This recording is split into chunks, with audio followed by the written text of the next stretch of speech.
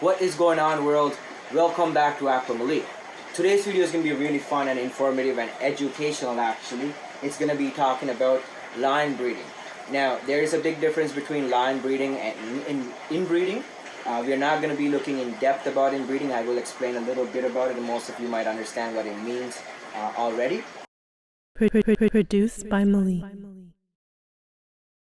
But line breeding is a little bit more complicated, and I think it's quite important, and it's something that is not covered in the hobby, and I don't think a lot of people think about it. I was on Fishy's live stream and he talked about it a little bit about how he breeds pigeons, and this is something, this is why I consider him a master breeder, because he understands these concepts, and he is really successful at what he does because he understands these concepts. So we are going to be looking at that today. I might have to do a follow-up video or several follow-up videos to this, and I will also do a video on inbreeding and how that works in our fish rooms. And if you are new here, highly recommend subscribing and hitting that notification so you don't miss out on this valuable content. And also, if you are a regular subscriber and you like my content, give this video a thumbs up and help me out with the YouTube algorithm. It is a small favor from you for all the time and effort that I put in to make these amazing content for you. And without further ado, let's get into this video and look at what line breeding is compared to inbreeding and what it means in our fish room to line breed animals.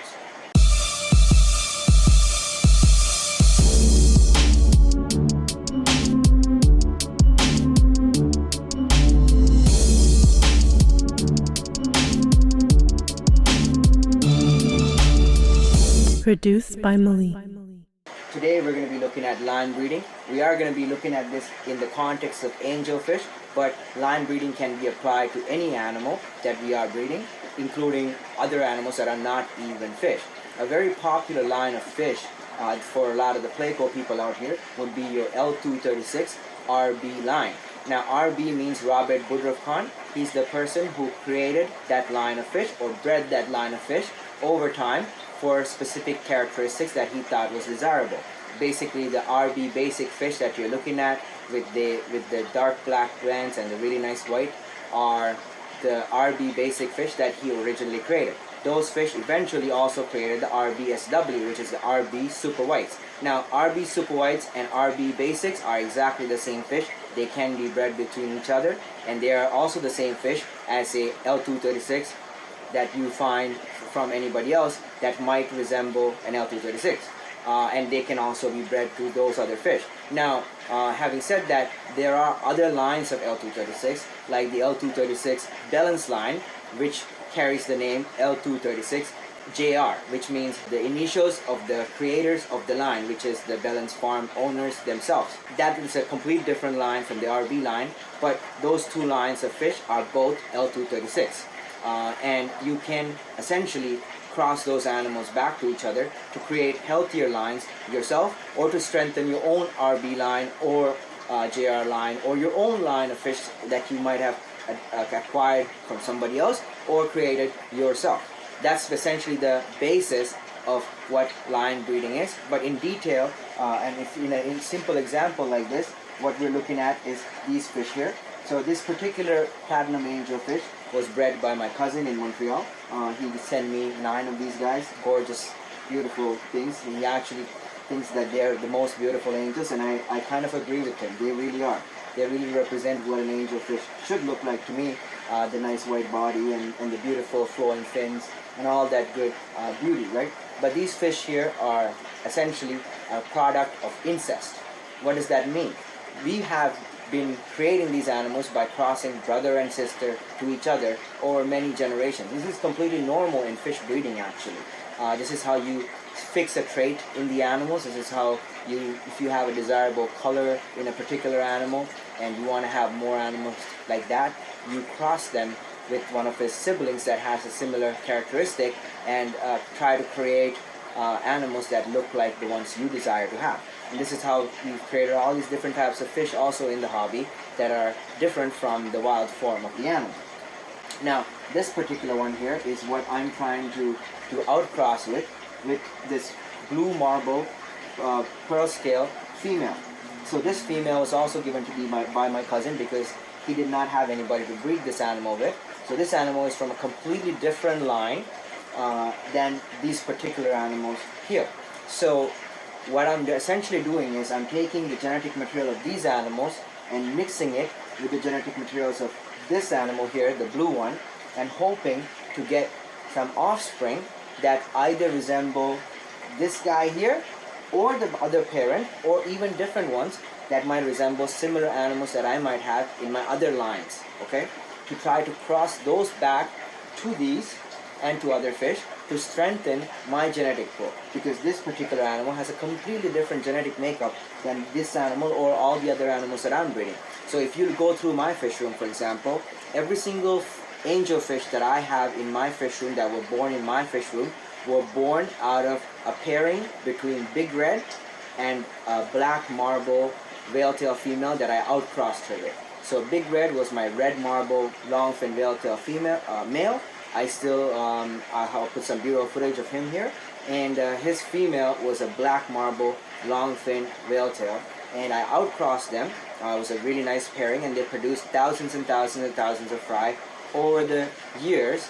And I took fry out of those that I thought were similar to the characteristics either of the parents or the characteristics of the fish that I wanted to breed moving forward, and I created my own lines of fish, which I'm still refining. So I might put some examples here of the fish that I have right now that I'm breeding that are like, I think, fifth or sixth generation from that original outcross. Those fish were created by crossing brother and sister, brother and sister, brother and sister for 5 generations down to get to the point where they are now. So my black marble whale-tails and my red marbles are both created from that process. That is called inbreeding. Basically, incest, right? Now, to strengthen those lines, what I am trying to do is I actually have a black, full black female. I think it's a female, I'm not 100% sure, which the male that he came with died. It was given to me by my cousin again. And so now I'm going to take that fish and I'm going to put it with a bunch of darker black marble fish that I have and try to get a pairing out of that group and try to cross that line back to my lines to strengthen my own black marble lines as well, and also to create a separate black line of whale tails, which are quite desirable. And I'm pretty confident that in the next 3 to 4 years I will have offspring from that. Now, to do this, I need to have a lot of tank space, this and that, whatever. So it is not feasible for the average person to be doing this in large scale in their home aquariums. What you want to keep in mind is we're not alone, that there's a whole group of us that are working to breed these animals more or less, so that if you are not having all the tank space or all the resources, you can do a collaboration with several other people, like what I'm doing here with my cousin, because he has several lines of fish breeding at his facility. I have several lines of fish breeding at my facility, and periodically we exchange genetic materials between our facilities, right? This is not uncommon. This is quite common with master breeders. We do this. I have few people like Pleco Fever, myself, and Josh Brick, just few other people I think in the network, where we share materials from our Zebra Pleco breeding back to each other so that we can strengthen our genetic materials overall.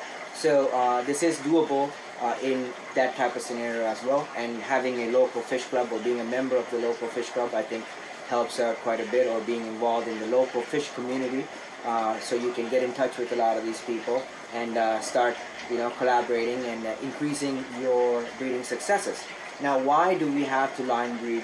Why can't we just keep inbreeding? What happens is when you keep inbreeding, after about 5-6 generations down, you are going to start not just getting the desirable characteristics, but also the undesirable characteristics gets extenuated or heightened over time. So for example, behaviorally your animals might get more aggressive over time, and if you don't keep that in mind and you only choose for that look alone without looking at any other characteristic, health or aggression or parenting skills or eyesight or anything like that, it might be a point where your animals are completely blind. Like earlier on the live stream, it was really great how Michael explained this, And this Fish Easy, I consider him a master breeder himself, and he talked about these issues about inbreeding, and it's quite worth joining his channel and subscribing. I think highly recommend doing that. Just look for Fish Easy, and we have a live stream on Saturdays called Fish 411. He runs the live stream. I moderated and I help him with that. There's other people moderating. It's a super cool community, so join that community, and you will learn a lot more about this type of stuff. But coming back to line breeding, the reason we line breed is because we want to avoid that from happening. So what you do is you have individuals creating a specific line of fish and other individuals with other lines of fish, and you periodically exchange material from each of your fish rooms to the other person, and then outcross those animals back into your own animals, and then strengthen your gene pool by taking the offspring out of those outcrosses and crossing them back to your own genetic, to your own gene pool. So this is an extensive process. It's not easy to explain this in a simple video. I highly recommend doing some reading and research. There's scientific papers about this.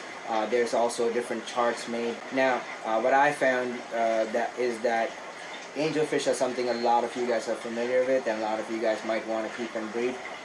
The same thing applies to your Plecos. The same thing applies to any other fish that we're keeping and breeding. So these same techniques can be applied. If you like this video, give this video a thumbs up. It helps out quite a bit with the YouTube algorithm, and get this video out to more people like yourself. And also share with your networks and your fish keeping community. And if you find value, let other people know to come to my channel and to subscribe. Thank you so much for your love and support. I will see you all on the next one. I love you all. God bless you.